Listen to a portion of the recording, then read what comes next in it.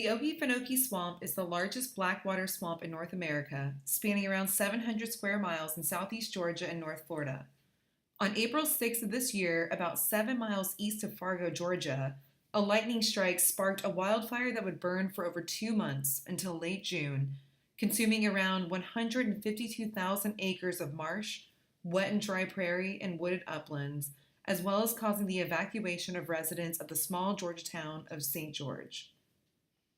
A swamp is defined by the EPA as a wetland dominated by woody plants. The idea of a fire burning for so long in such a moist environment seems counterintuitive, but fire has played an important ecological and historical role in the history of the swamp. Mary Caldwell, writing for the Atlanta Journal-Constitution, describes these circumstances in her article, Okefenokee Swamp Fire, Why Swamps Burn. The West Mims Fire had a few elements leading to its extensive time frame and intensity.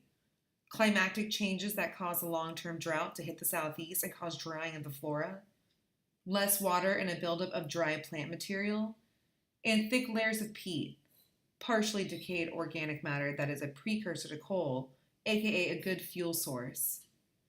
Unless a fire heads near the edges of the swamp and or threatens local communities, fires are usually allowed to burn.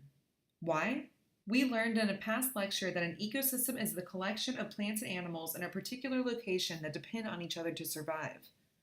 The Okefenokee Swamp ecosystem hosts alligators, black bears, an array of wading and migratory birds, waterfowl, and a numerous fish species, as well as floating peat mats, pine and oak uplands, shrublands, and grasses. According to fire behavior analyst Kelly Cagle of the U.S. Forest Service, fire can, quote, help the swamp stay a swamp by stopping the encroachment of hardwood trees that would change the ecology of the swamp, harming and fragmenting habitat for its current swamp residents of reptiles, birds, and mammals. Most animals have learned to adapt for the short term during wildfires by moving to areas not burning and with more water. So while this fire caused large plumes of smoke to blow to areas as far as Jacksonville, about 60 miles away, a brief panic of a nearby town, and enlisted 1,025 personnel to help control the blaze, it was beneficial to the swamp in the long run and will most certainly not be the last.